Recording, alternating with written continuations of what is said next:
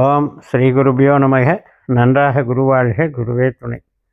பரபிரம்மர் ருத்ரகாயத்ரி ஞானஸ்தலத்தின் நண்பர்களுக்கு வணக்கங்களும் வாழ்த்துக்களும் கூறி, கும்ப லக்னத்திற்கு 6ஆம் இடத்தில் செல்லக்கூடிய கடகராசியில் செல்லக்கூடிய சூரியன் சனியினுடைய நட்சத்திரத்தில் பயணிக்கக்கூடிய 14 நாட்கள், ஜூலை 20 முதல் ஆகஸ்ட் 2 வரை உள்ள நாட்களுக்கு நம்ம பலன் பார்க்க இருக்கோம். சனியை போலவே சூரியன் செயல்பட போகிறார். நமக்கு 2ஆம் இடத்துல தனஸ்தானத்தில் சனியினுடைய நட்சத்திரத்திலே இருக்கார். அதனால் என்னென்னா, இந்த 2 பேருக்கும் ஒரு 2ஆம் இடத்துக்கும் 6ஆம் இடத்துக்கும் ஒரு கனெக்டிவிட்டி ஏற்படுது.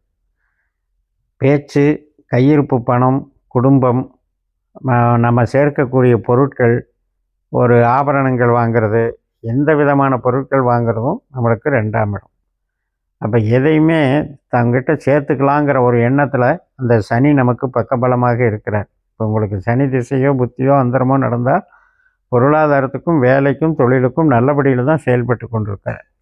நம்ம ஜனன ஜாதகத்தில் சனி 8ஆம் பாவ 12ஆம் பாவ தொடர்பு இல்லாமல் இருந்தால் நன்மையான சனி தான் நமக்கு. சனியை பற்றி பயப்பட வேண்டியதில்லை.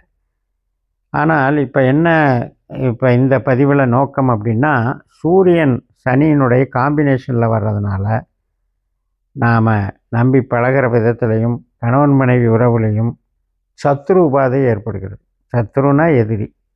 அப்போ ஏதோ ஒரு வகையில் எதிர்ப்பு தன்மைகள் ஏற்படுகிறதுனால போட்டி பொறாமைனாலையும் ஏற்படலாம். நமக்கு பகை, ஏதோ ஒரு வகையில் பகைத்தன்மைகள் ஏற்பட்டு ஏற்கனவே இருக்கிற பகையும் கொஞ்சம் அதிகமாகலாம். அப்போ உறவுகளுக்கு இது நல்ல பாவம் கிடையாது. உறவுகள் சார்ந்த வகைக்கு நல்ல பாவம் கிடையாது. அதே மாதிரி தான் ஆரோக்கியத்துக்கும், ஆரோக்கிய ரீதியாகவும் நம்ம கவனம் எடுத்துக்கணும். 6ஆம் இடம் அப்படிங்கிறதுல சூரியன் இருந்தாலே நம்ம உஷ்ண சம்பந்தப்பட்ட உபாதைகள், நமக்கு ஹார்ட்டு, தலைவலி, எலும்பு, கண், இது சம்மந்தப்பட்டதெல்லாம் கொஞ்சம் பார்த்துக்கணும். 6ஆம் இடத்துல சனியினுடைய நட்சத்திரம் இருக்கிறதுனால நரம்பு மண்டலம் சம்மந்தப்பட்டதிலையும் நம்ம கவனம் எடுத்துக்கணும். அதே போல தான் நமக்கு பகை வழக்குகள் சம்மந்தப்பட்டது, கடன் சம்மந்தப்பட்டதும். அப்போ இந்த கடன் சம்மந்தப்பட்டதிலெல்லாம் ஒரு சில இதில் பார்த்திங்கன்னா நெருக்கடி கொடுக்குறாங்க. பேங்க்லேருந்து நெருக்கடி, அல்லது ப்ரைவேட் கடன் வாங்கினவங்களால வந்த நெருக்கடி. ஸோ இந்த நெருக்கடிகளினுடைய தாக்கம் நமக்கு கொஞ்சம் பலவீனத்தை ஏற்படுத்தும். அப்போ இந்த 2 பகை கிரகங்களினுடைய தன்மைகளை நாம் புரிஞ்சுக்கிட்டு உறவுகளில் பாதுகாத்துக்கணும். எப்படிப்பட்ட உறவாக இருந்தாலும் சரி, அப்பாவுக்கும் மகனுக்கும் ஆகாது, கணவன் மனைவிக்கு ஆகாது, சகோதர பந்தம், வீட்டில் இருக்கிற பெரியவங்க, இது எல்லாமே கொஞ்சம் கணக்கில் வரும். அதே நேரத்தில் இப்போ ஒரு வீடு, இடம் முடிச்சிட்டோம், பேசுகிறோம் அப்படின்னா அதில் ஏதாவது ஒரு இடைஞ்சல், தடைகள், ஒரு சிக்கல்கள் அதை உருவாக்குறதுக்கு வாய்ப்பு இருக்குது. ஏற்கனவே முடிச்சுட்டா பரவாயில்ல, இந்த 14 நாட்களில் நீங்கள் பர்பஸாக போய் எதுவும் க்ரியேட் பண்ணிக்காதீங்க. ஏன்னா அதில் கூட நமக்கு அபிப்பிராய பேதங்கள் வருது. அதாவது ஒரு பிஸ்னஸே நடக்குது, அந்த பிஸ்னஸ் ஸ்மூத்தாக நடந்தால் எப்படி இருக்கும், அது ஒரு சண்டை சச்சரவோடு நடந்தால் எப்படி இருக்கும். ஆதாயம் இருக்குங்கிறதுக்காக நாம் அது ஸ்மூத் இல்லாமல் பண்ணுறதில் பிரயோஜனம் இல்லை. அந்த வகையில் நீங்கள் பார்த்துக்கணும். உங்கள் ஜனன ஜாதகத்தில் சூரியன் சனி எந்த ஒரு பாவத்தை இயக்கிற நபராக வர்றாருங்கிறத பார்த்துக்கணும். யாராவது ஒருத்தர் நம்ம ஜாதகத்தில் கெட்டு போயிருந்தால் கூட இந்த சமயத்தில் நமக்கு அது பாதிப்பை கொடுக்கும். அது ஒன்று கடன் மூலமாக, அல்லது நோய் மூலமாக, அல்லது வழக்குகள் மூலமாக, உறவுகள் சார்ந்த வழக்குகளாகவும் இருக்கலாம். ஸோ அதை நம்ம கவனிச்சுக்கணும். இப்போது சூரியன் 4 பாதத்தில் பூச நட்சத்திரத்தில் போகும்போது 2ஆம் பாதத்தில் வரும்போது கன்னியில் அம்சம் பெறுகிறார். அதாவது 23ஆம் தேதியிலிருந்து 27ஆம் தேதி வரைக்கும் கன்னியில் அம்சம் பெறும்போது ஏற்கனவே சனியினுடைய நட்சத்திர சாரமும் 2ஆம் பாதத்தில் இருக்கிறதுனால சனியும் கன்னியில் அம்சத்தில் இருக்கிறதுனால அந்த 4 நாட்கள் ரொம்பவுமே நெருக்கம் அதிகமாகுது சூரியனுக்கும் சனிக்கும். அதில் ஆல்ரெடி அங்கே சுக்கிரனும் அந்த சமயத்தில் 4 நாட்களில் கன்னியில் நவாம்சத்தில் இருக்கிறதுனால இந்த 3 கிரகங்களும் ஒன்றுக்கொன்று ஆகாத கிரகங்கள் சேர்றது அவ்வளவு சிறப்பில்லை. அதனால் நமக்கு என்ன அப்படின்னா, ஒரு ஆர்டர் வரும்னு நினச்சி எதிர்பார்த்தேன், யாரோ ஒருத்தர் கூட இடையில புகுந்து குழப்பம் பண்ணி விட்டுட்டார். இந்த மாதிரியெல்லாம் வரக்கூடிய பிரச்சனை. ஒரு நல்லது நடக்கும் அப்படின்னு நம்பிக்கிட்டு இருந்தேன், அது வர்ற மாதிரி இருந்தது. அது இப்போ பார்த்தீங்கன்னா புது ப்ரொமோஷனாக இருக்கலாம், புது மாற்றமாக இருக்கலாம், புது படிப்பாக இருக்கலாம். இதுக்கு எல்லாத்துக்குமே ஒரு தடை வந்துருச்சே அப்படின்னு நினைக்கிற அளவுக்கு அங்கே உண்டு பண்ணிடும். அதனால் கொஞ்சம் அம்ச ரீதியில் இந்த பிரச்சனைகளெல்லாம் இருக்கிறதுனால அது தன்னுடைய பலனை நெகட்டிவாக அதிகப்படுத்துது அப்படிங்கிறத புரிஞ்சுக்கோங்க. இது போக பெரிய பாதிப்பு ஒன்றும் வந்துடாது.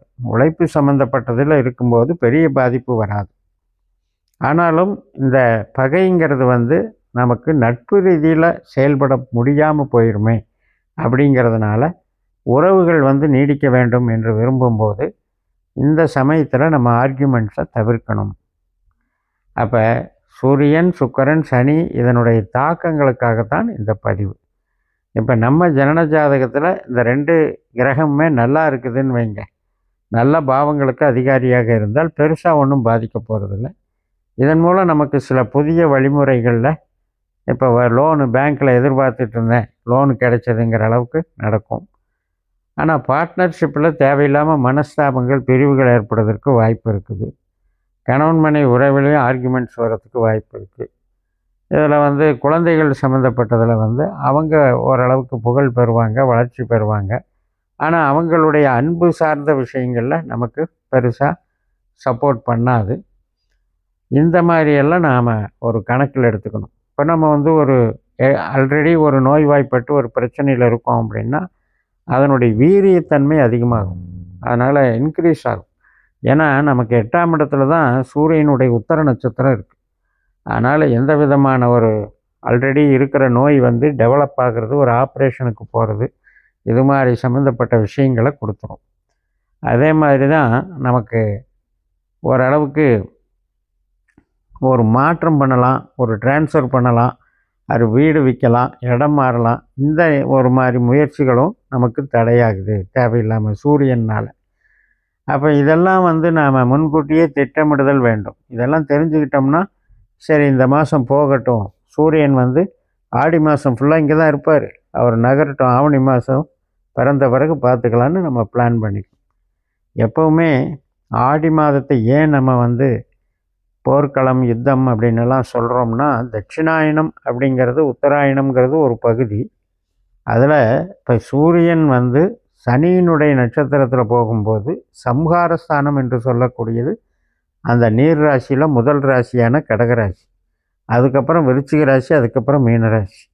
இது மாதிரி காலச்சக்கரத்துக்கு சம்ஹாரஸ்தானமான மோட்ச திரிகோணத்தில் எந்த கிரகங்கள் இருந்தாலும் அது சூரியன், சனி, செவ்வாய் இது போன்ற கிரகங்கள் அங்கே மிங்கிள் ஆகும்போது நம்ம கொஞ்சம் கேர்ஃபுல்லாக இருக்கணும். இப்போ நடக்கிற விபத்துகள், நடக்கிற திடீர் பிரச்சனைகள், இயற்கை சீற்றங்கள், போர்க்குற்றங்கள் இதெல்லாமே காரணம் இந்த கடகராசி தன்மைகள் தான். அதெல்லாமல் சனி அந்த அழிவு ராசியான மீன ராசியில் போய்கிட்டு இருக்கிறது, சொந்த நட்சத்திரத்திலே போயிட்டுருக்கிறது தான்.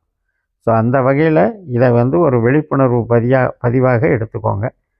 நீங்கள் என்னுடைய பதிவுகளை தொடர்ந்து பார்க்குறதுக்கு என்னுடைய வெப்சைட்டை பயன்படுத்தி ஒரு ஆப் இருக்குது, டவுன்லோட் பண்ணிக்கோங்க, vetrijodhiram.com.